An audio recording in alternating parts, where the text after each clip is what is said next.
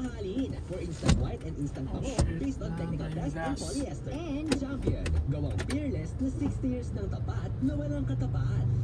What is up mga bossing? Ayan, magandang hapon sa inyong lahat. Ayan, wala na tayong gas, no? Yo, mga bossing, na-miss ko kayo, no? Welcome back sa akin. Siguro medyo matagal-tagal na rin na panahon nung uli akong nag-video. I think almost a year na rin mga bossing. At grabe mga boss, ang dami na nangyari sa Lalamove. Nawala yung saver, bumalik yung saver, pwede na mag triple booking. Grabe mga bossing, as in triple booking na regular booking mga boss. Ayan, kaya hindi tayo nakapag vlog mga bossing, ano, dahil yun nga, nanganak si Mrs. Kaya yan, busy tayo, hindi tayo makabiyahe mga boss sa mga panahon na yun. Kaya taong bahay tayo at nauubos yung oras natin doon sa bahay. Sayang nga mga bossing, you know? Ayan, yun. Kaya yun, ito, baka bumalik ulit tayo sa pagbabiyahe, no? Try ulit natin mga boss this week or next week, since na yun, nakaka-rehistro na yung sasakyan natin mga bossing. Yan. Kaya hindi rin kasi ako nabiyahe mga bossing. Dapat nabiyahe na ako ng around ika 6 months ng baby ko, o 6 or 5 months ng baby ko. Kaso nga lang talaga hindi pa naka-rehistro yung sasakyan. So sobrang late, hindi ko naasikaso na talaga, as in. Kaya yun, pasensya na kayo mga boss. Alam ko maraming nag-aabang sa upload natin na to, kung meron man pala. Kasi baka wala. Ayan mga boss. So ngayon, pupunta tayo ng car wash. Ipapalinis natin tong sasakyan natin, kasi almost ilang buwan na rin tong walang hugas mga bossing. Dahil nga di talaga maasikaso, puro motor lang ang ginagawa ko. Kasi motor lang talaga. Gagala kami minsan, yan, gamit yung sasakyan. Kaso lang, most of the time, puro motor lang na dadala ko lagi. Yun. Okay naman mga boss, nag-check ako lagi sa sa app nila Lalamove. Okay naman yung ibang booking, kasi talaga tsempuhan pa rin. Mas lalong bumaba yung rate sa ngayon. Yan, hindi kumpara dati. Halos mas mataas pa noon, last year mas mataas pa. Ngayon bumaba. Hindi ko lang sure mga bossing, no, kung mahilig ba si Lalamove sa spaghetti. Ay ba niya ng pansit? Masarap naman yung pansit, di ba mga boss?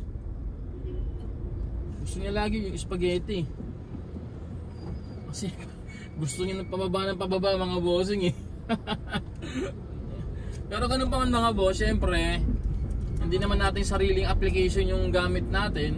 Kaya tsaga-tsaga talaga. Ngayon kung ayaw mo na kay Lalamove, pwede ka naman mag-resign. Pwede ka naman mag-withdraw na sa kanila ng account mo. Delete account mo na, kunin mo yung mo, wala namang problema doon. Kasi nga pala mga boss, no, ko lang, no, yung rally. Regarding yung sa rally, sa tigil pasada na yan mga bossing, hindi lahat ng tao maihing kahit mo magtigil pasada. Kahit ilang post ka pa dyan sa online, sa FB na tigil pasada, wala mga boss, wala mangyayari dyan mga boss. Kasi hindi tayo empleyado nila, alam mo, wala tayong employee to employer relation. Partner tayo nila Lalamove. So ngayon, kung ayaw natin maging partner sa Lalamove, pwede tayo mag-quit na, mag-deactivate na tayo ng account mga bossing. Kasi hindi lahat ng tao, hindi lahat ng driver o rider, kahit na nabababaan sa presyo, is sasama sa inyo sa rally. O sa rally, sa tigil pasada, hindi lahat yan mga bossing. Kasi biruin mo mga bossing, no, nung nagkataon ito, naobserbahan ko to mga boss na, di ba, kumonti ang bumabiyahe ng sasakyan, tsaka ng mga 200 kg, 300 kg, yan, 600, alas bihira talaga yan. 300, 200 kg bumaba. So walang bumabiyahe. Ang ginawa nila Lalamove mga bossing is yung 1,000 category makakakuha na ng 300 kg or 200, di ba? Nakakagawa siya ng paraan, nakakagawa siya ng way. Kaya kahit na anong rant nyo dyan sa Facebook mga bossing, walang mangyayari dyan. Ang gawin nyo na lang siguro mga boss, yung mga hindi bumabiyahe, no? Yung mga hindi bumabiyahe dyan, huwag na kayo mag turn on ng apps. Kasi Pag nag-turn on kayo ng apps mga boss, ang mangyayari dyan is nadidetect nila Lalamove na may mga driver. Diba? Ibig ko sabihin, dun sa system nila Lalamove, computerized naman lahat yan eh. Nakikita niya, ay maraming driver dito. Yun, ang akala nila Lalamove is marami bumabiyahe. Or akala ng system, marami bumabiyahe, which is hindi pala lahat bumabiyahe. Yung iba nakikichismis lang kung amusta na ba yung rate. O kaya nangyayari, yung mga bumabiyahe naapektuhan yung rate. Imbis na malaki yung rate na makuha nila, mababa yung rate nila. Kasi syempre, unahan yun, di ba? Unahan. So marami kayo, kumbaga supply and demand, yun yung best example nun. So marami kayo, maraming supply, tas iilan na yung booking, syempre bababa yung presyo. Pero kung maraming demand, yun nga yun, yung surcharge. Kung maraming demand, kung konti lang yung naka-online, tataas yung fare. Nangyari yan mga boss, itong mga bandang November or December, October, patapos na yung November nun, ay nung October nun eh. So November to December nangyari yan. Kukunti yung demand, ay marami yung demand, kukunti yung supply. So walang masyadong driver.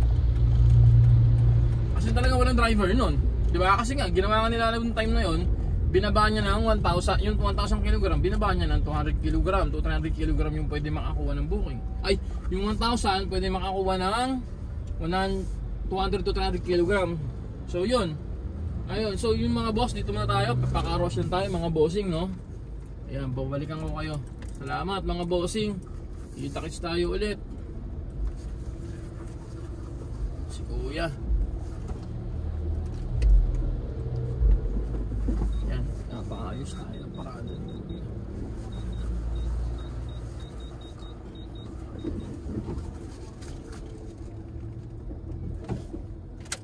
Ayan, matayin pa tayo ng makina.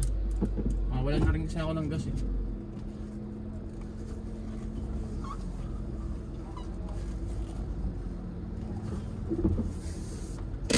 Ayan mga boss, ano tayo? Adios!